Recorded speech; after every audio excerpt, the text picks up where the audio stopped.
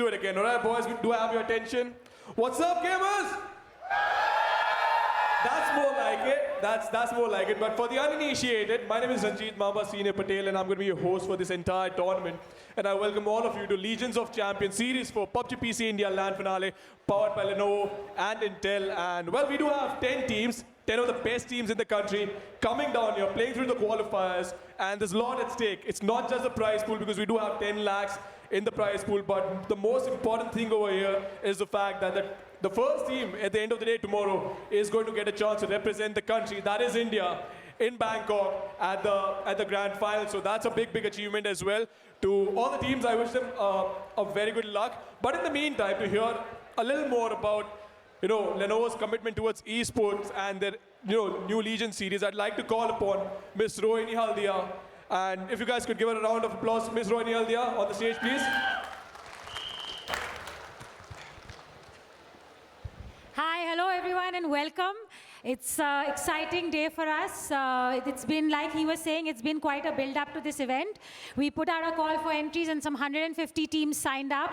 80 of them went through an online qualifier, and now the 10 best of the best are here today to compete. And the winner, of course, gets to go to Bangkok. Just to give you guys a bit of a background on our journey, the last 2 years have been quite exciting with us putting our Legion brand in the forefront of gaming in India. Our approach towards the gaming audience is really to take a very community-oriented approach. Even globally, our products are designed keeping gamers in mind, and in fact have been developed and co-created with some of the best gamers in the business. And in India, we really want to take that kind of thinking forward by doing a lot of community initiatives, and this is one of the biggest that we are doing so far. So I welcome all of you. I hope you have an exciting day. And to all the teams playing today, all the best. May the best team win. Let's go. All right, ladies and gentlemen, welcome to the Legion of Champions 2019 Series 4 PUBG PC India LAN Finale, live from Comic-Con Bengaluru. I'm Shay Slayer. Joining me is Apollonia and Foxtrot. Guys, how hyped are you for this one? I am super excited. This is going to be amazing. How are you feeling, Foxtrot? I think we're in for a ride today. Just like they said, it's the best of the best going against each other. They're going to lock horns, and we're here to witness it all. Yep, and we started with about 62 teams back a month ago, and here we are with the top 10 teams in India to battle it out for the big one. There is 10 lakh INR on the line here, and a slot in the Asia Pacific finals that will happen at Bangkok. So the players are going to be playing for a lot more than just pride and glory over the next 2 days. We have a total of 5 maps today and 5 maps tomorrow on Erangel and Miramar. Thoughts on how the teams are going to approach this one, guys? I'm really excited because Erangel is the OG map of PUBG. And everybody is familiar with the terrain, with how the map works. So it's going to be exciting to see such good players try to implement their strategy on this map. What do you think?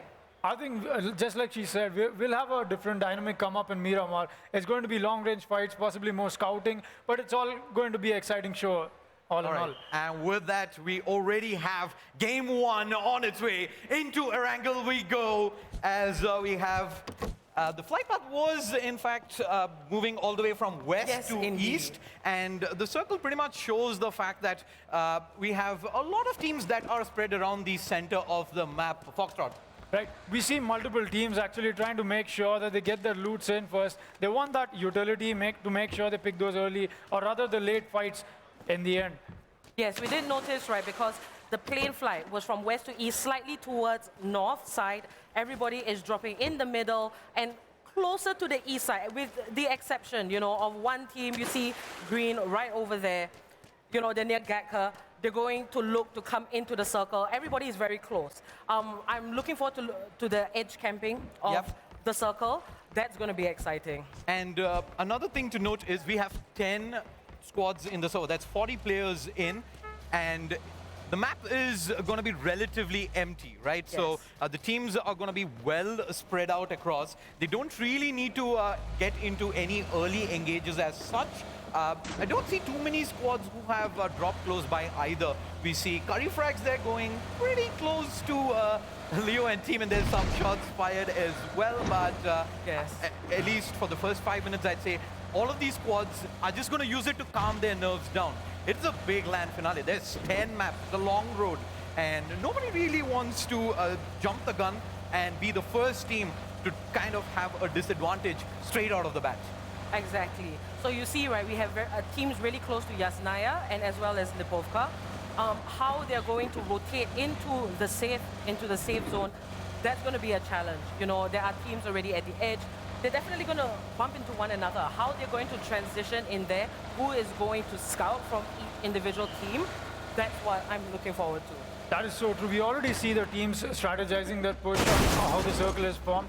We see them eventually grouping together. See how they're grouped together on in and around Pochinki. So I think that helps, and they've got great positioning as well. Yeah, looking at Lipovka, we see Team Crusaders, you know, they're making their way, they're all in their vehicles, they are ready to come to the safe zone. Prison is on the way, you know, that's a good looting spot for them. Most definitely. As well as, right in the middle of the Hydro circle. Flick drops down to about 9 HP there. And the vehicle's on fire as well. A couple more bullets is going to take him down, but his desperation, his teammate though does eventually end up going down. Iron Flick is in some trouble here. Team Indian Rivals off the match. Going for a pretty aggressive rotate across, but 6 HP. He's gonna eventually have to disembark and probably get some heals off. Let's see if they do allow him to safely disengage from this one, because iFlix and Amit Kolzera, 2 guys down right out of the bat. It is less than 6 minutes played. Exactly. We see Hydra Flick a little bit in a tough situation right there, you know, Team 4F. They're all in some Fired. He's gonna try and retaliate back, but oh no, the smoke goes off just a tad bit too late, and with the knock coming across, this looks problematic here as their players coming behind as well. We have Cold Blood going in for the spree. The bucket, the lane coming through will seal the deal, and with that, oh boy, 4F. This is one of the squads that I do pick to go easily top 3 in this tournament, and they're off to a hot start. Foxtrot. That is true, though. Taking out Indian rivals like that is going to be devastating for, or rather easy for them to make their way into this. And that was quite an early engagement, and they won that out with perfectly great teamwork and great positioning all over, if you'd ask me. Exactly. So 4F is now very close to the center of the circle. You know, they're in a good spot. For them to rotate in the next coming restricted areas, it's going to be very, very easy for them. And if you can switch over to GE right now, I have Sadie on my screen. So GE traditionally plays 3-1 split. Sadie is the scout on the team who moves far away from the rest of his teammates and is looking for compounds to hold. But over here, they're pretty much sticking as 4. Looks like maybe a change in strat right out of the bat. Again, something I was talking to the players yesterday as well, and it was common consensus that most of these teams, despite they knowing each other so well, they've come with a few pocket strats, something that they probably want to reveal right out of the bat and get a quick advantage over the rest of the playing field. Yes, I've noticed, you know, some of these players here in all the different teams, they have had played with one another before. That's going to be really cool because, you know, you can't, playing with one another, you know how, their play style, how they go about things and all of that. Are they going to be able to predict one another in each of the teams? I don't know, we'll see. Right now it's really early into the game, it's 8 minutes in, and it looks like everybody is traveling pretty decently. Excellent is like the only one left on his team in Indian Rivals. Everyone else seems to be doing pretty decent. Yep, and we had another maybe opportunity coming down as TEG did come pretty dangerously close to where GE was, but eventually they find themselves a home as we also see a quick rotate coming in from the Gunblade and his squad. We've got the boys from level 0 hunkering that base down. They try to show them off from there a little bit, but no engagements done, no damage done either, so I think that's good. Yeah, and looks like Lynch has managed to spot out a couple of players from CRS there, trying to transition between buildings. And question is, what is he going to do with this information?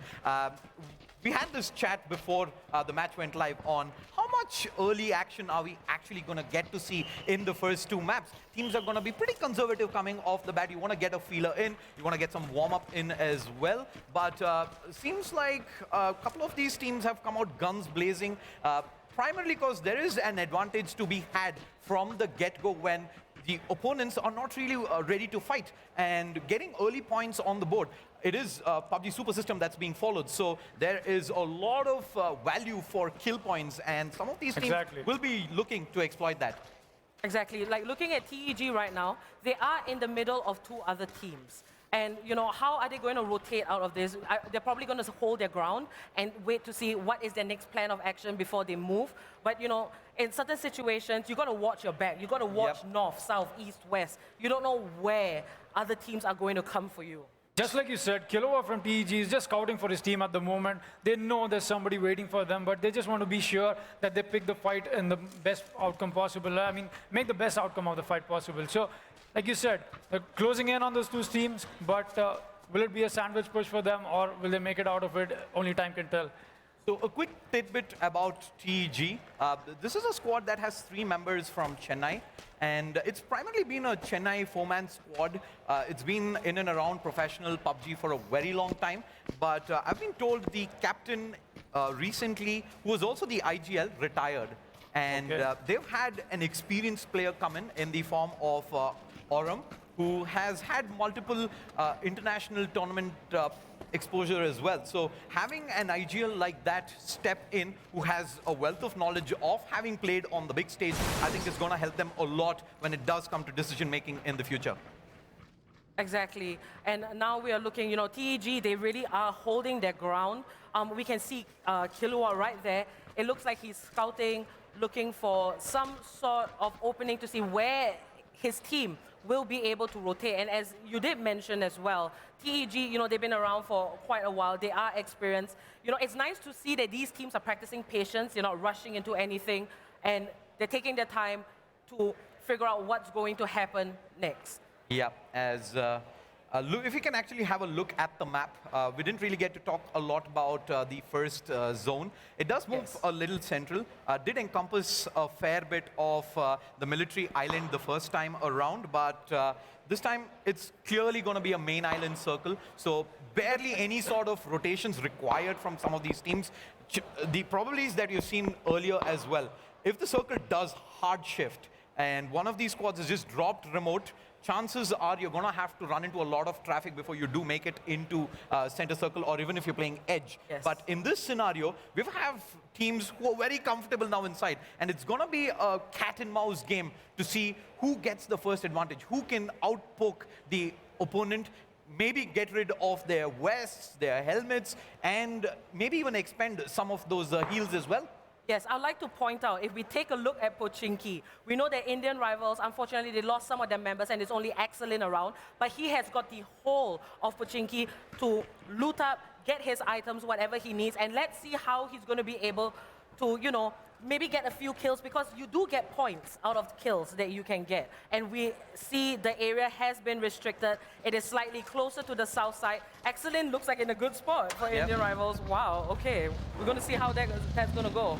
And look at how the circle shifts. It's going to be a hard shift south, but then again, it is pretty much just the one squad that needs to make that hard rotate. GE as well as TEG are pretty much at the perimeter, and you already see GE making that early rotate across Roy on the buggy, of course. They're going to move south. They know exactly where TEG is, and probably more traffic behind them. So they're going to move all the way south and make their way in from the eastern edge of the circle, just west of Farm. Exactly. So we see Kryptonite and Level 0 actually almost locking horns there. Missed by an inch, but I almost thought they would pick a fight there. But at the moment, we're seeing Gunblade actually engaging in one. He's trying to get a little bit of HP off. Not much damage done, but yeah, did give his position away. Exactly. Crusaders, you know, they got into the circle very safely. Right now, they look okay. It looks like they're going to hold their ground. There's not much cover around for them, but it's pretty okay. And 9-year-olds, you know, they're just coming in. So far, not much edge camping. You know, these teams, they're coming in pretty decently. And if I'm not wrong, the 9-year-olds, they were right northeast of the map. They had Yep. the furthest travel. We also have Hector Esports making their way down. They're not yet in the safe zone, as well as GE. So 2 more teams to get into the safe zone. Is anything going to happen? It looks like they're about to clash with some other teams very, very soon. Yep, there's TG, in fact, making their way through the middle of the map, and looks like D9 manages to get a couple of kills. 9-year-olds also find themselves a couple of knocks here, and let's see if Betraya, seems like he did go fishing a little too hard there.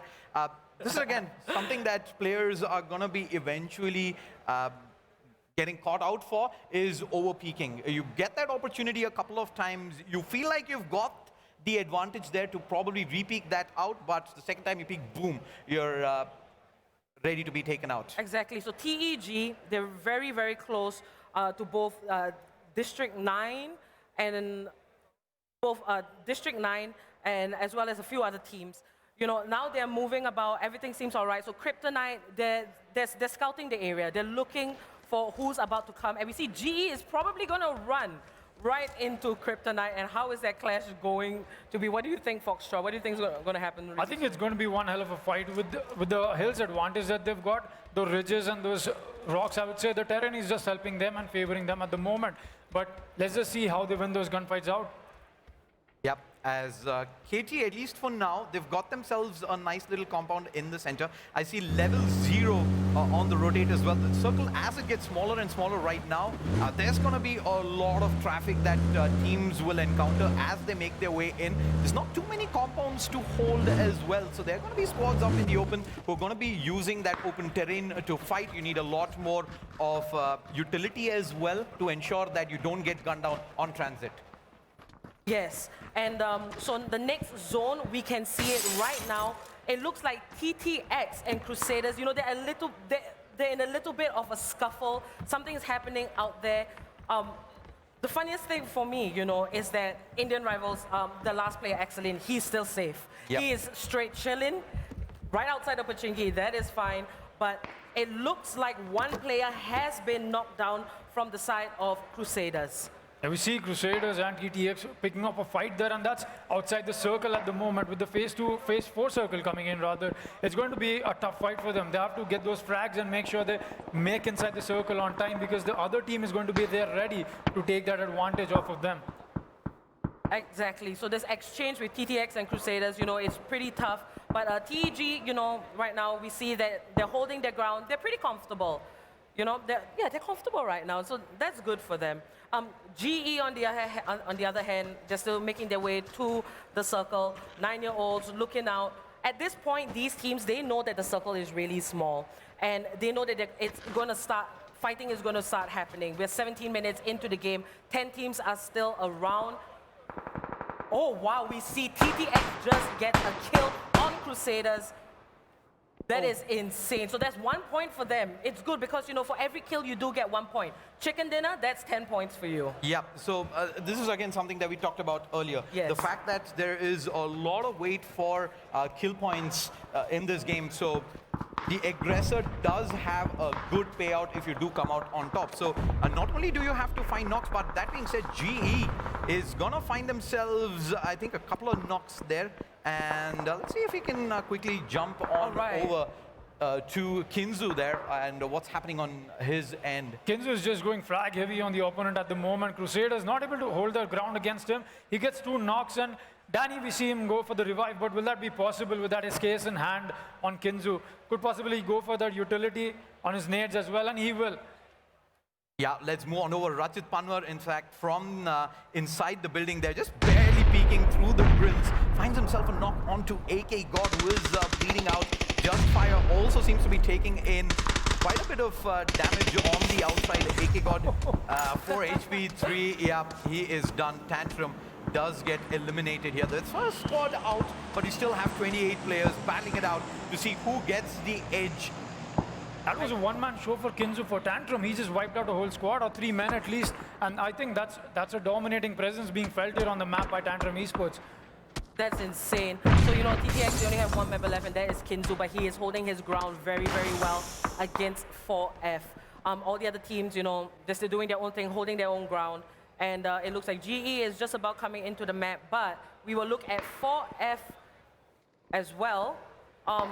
The new circle is in, and it looks like majority of the teams are not in the circle, so there's going to be heavy rotations, edge camping. This is where the excitement is going to begin. It's insane. Yep, and Tantrum, in fact, didn't completely get eliminated in. There's still Kinzu, who's pretty much hiding at the edge of the zone. He's still got a way bit to move in, but there is Cold Blood and team who are edge camping him right there. And looks like he's gonna have to wait and maybe even take some blue zone damage before it does become safe enough for him to try and make that rotate into the next phase. It's definitely tough for him, for Kinzu. You know, 4F is completely guarding his route. And we do see that they are pushing towards Kinzu. I think they're looking to try and finish him off. Yep. Yes, they need that kill because that backstab could really be fatal if not finished at the right moment. They want to go inside the circle, but they also need to secure their entryway inside it. Kinzu almost being spotted here by Cold Blood. Tries to pick that fight against him. They're onto him. They exactly know where that position is. The sound cues coming in as well. He gets spotted. No way he survives that. But that's going to be it. There is an immediate trade coming in from Cold Blood. And unfortunately, that is going to be the end of Tantrum X. But now 4F, they're getting gunned down from the side. It's two players, not Ratchet as well as Cold Blood. Usually two alive. Smokes, though, immediately down. And looks like Ratchet will be able to pick up his teammate. Now, the question comes, will they be able to heal up? And second, how many more casualties are they going to take before they make their way into the next zone? Meanwhile, we see D9 picking up a fight with 9-year-olds and it's just not working out for them. Accelerate gets eliminated while he's still trying to fight and hold his ground here. Ooh, D9JO there, 2 shots. Google X God only finds the one. And meanwhile, GE, they're going to end up going on KT Kryptonite. Takes them all out, and look like Cold Blood is also done for here as Catright goes huge. There are 4 kills onto D9. Despite losing the 1 player, they're looking well poised here with 6 more squads remaining in map 1. Exactly. So you see there's a lot of clashes about to happen, and we do see that... Ooh, 4F straight up ahead, and Catright gets spotted out. He's going to take this fight across peak right. Yes, the first knock comes through. 2 players down. The Blues moving in as well. He's going to take quite a bit of damage here. And with that, that's going to be it. D9 eliminated. They were doing really good there, but wow, Catright at the end barely manages to survive, but looks like his teammates are not going to have similar luck. He should be able to pick up Archie Monster as well there at the end. Smokes down. Lucky for them, there's no one looking in this direction. All right, so D9, you know, that was very successful for them, but we do have TEG looking at them as well as Level 0. And it looks like a clash is about to come out. I don't know if TEG and Level 0 know that they're around the vicinity, the very, very same vicinity, but... Yep, there is in fact 3 squads in this area. There's Level 0, there's D9, and there's TEG. TEG is pretty much all camped up and ready here, and I don't think D9 knows there's something up, but I like this decision. All the smokes down, they're at least gonna take away some of the potentially horrible angles that the shots are going to be coming from, but that's right. All that work and it still doesn't matter. Him and Jaso all go down, and with that we're down to the top 4 here. TG, no kills in, but they spot the first play. He's gonna let him through. Trigger discipline. 1, 2, 3. The information goes out. SKS on the ready. There comes the stop. Madara's gonna clean up onto 2. There's another player knocked in as well. Will he get the flush out? Yes, he will. The Breezy is in some trouble as well. 1 and 2. It's gonna bring him down to about half HP. And there are more players there. Lynch is up close and personal as well. Wheezy still not committing to this. Lynch has himself the AK with the iron sight.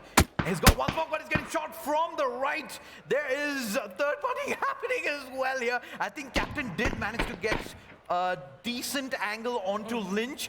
Maybe that is just about enough to allow Wheezy to retreat back here. Lynch is gonna make a decision. He's gonna have to commit in to this fight. 16 HP. Wheezy somehow still survives, and he's got eyes on Lynch.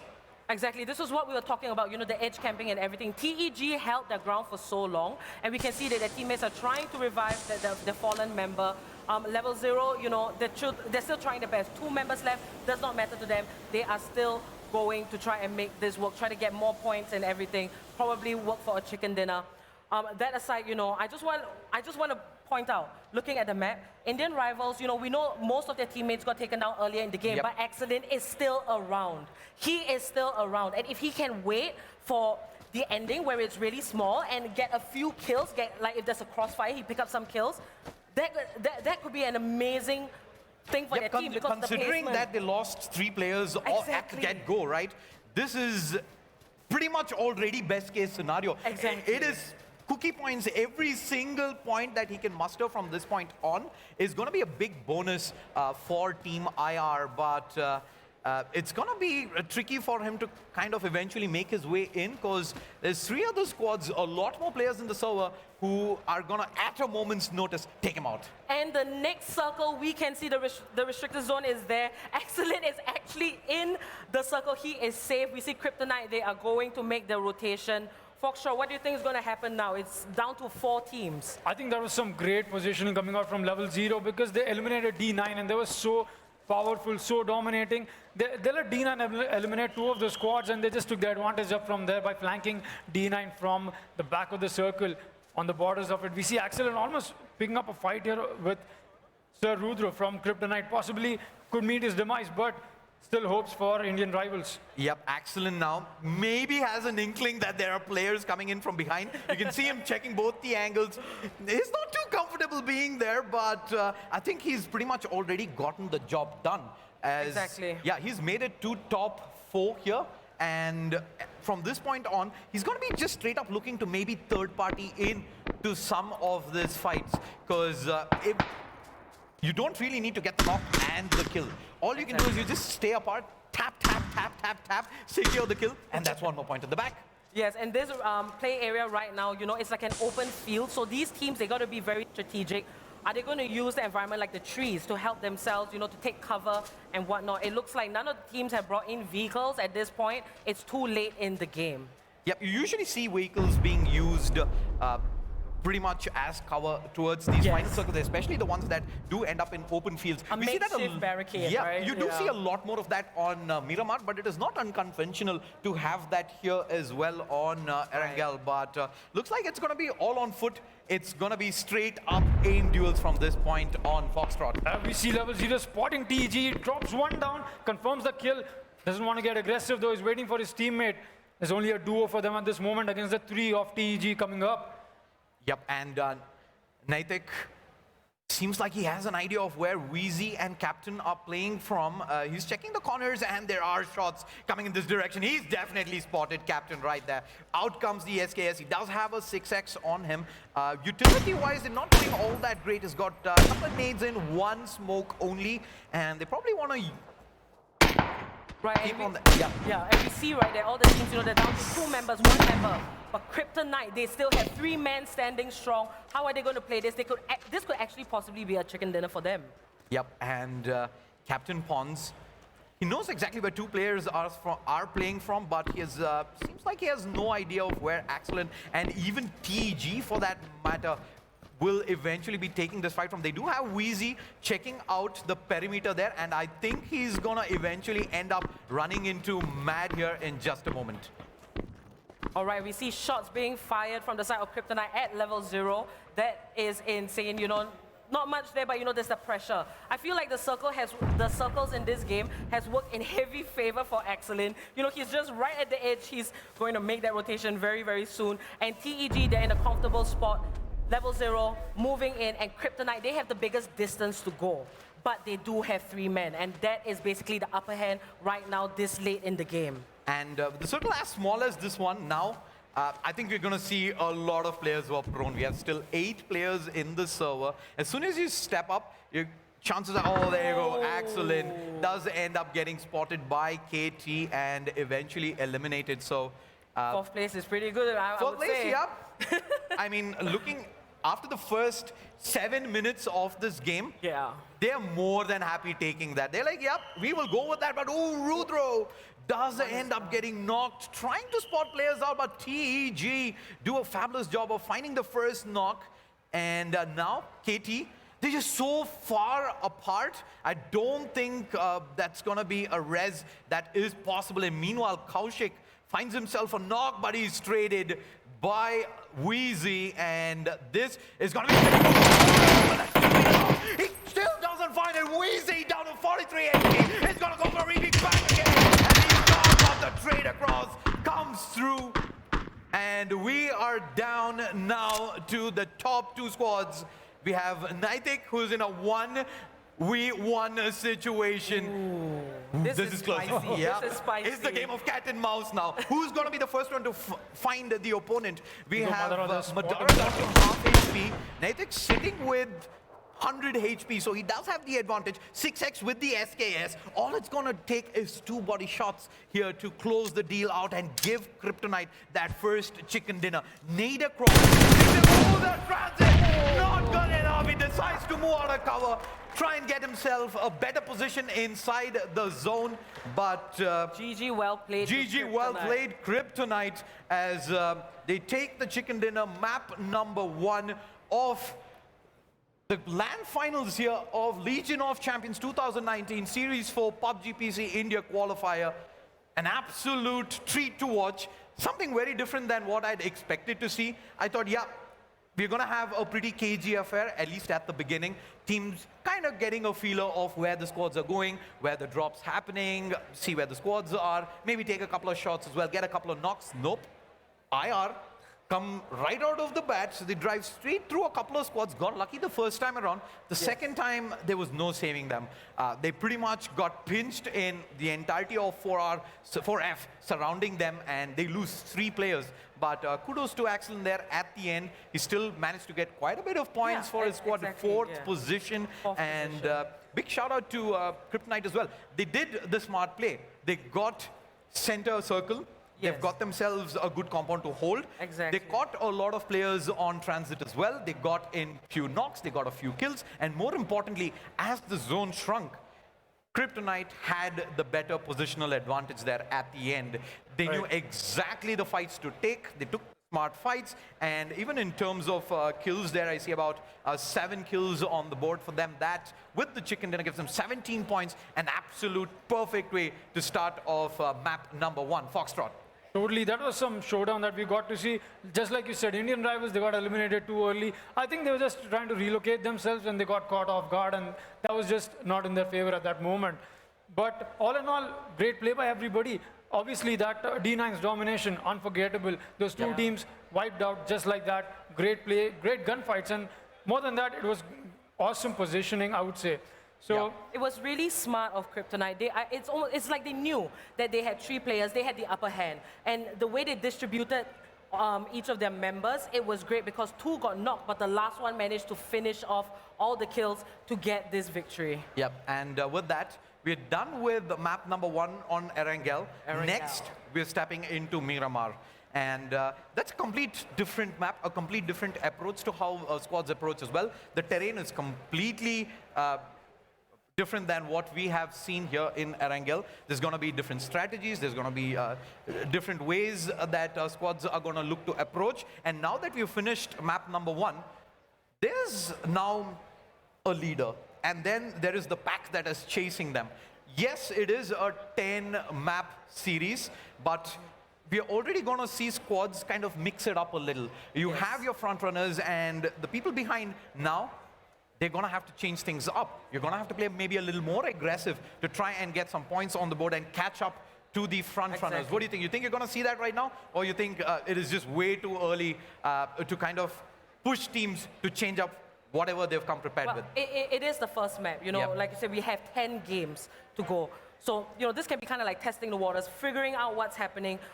We will see changes as the games go on, but the changes that will happen, that's going to be cool and interesting. Yep, and of course, I think we'll see a dynamic come out when we go to Miramar, because we saw that flank coming in from D9 in the end, or rather Gunslinger.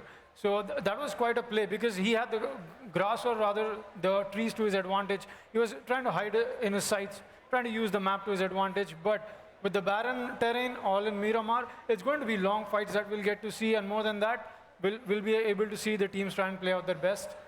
Absolutely, and with that, we're pretty much at the end of map number 1 on Erangel. 9 more maps to go. We'll take a quick 15-minute break, and when we are back, into Miramar we go. So see you folks in a bit.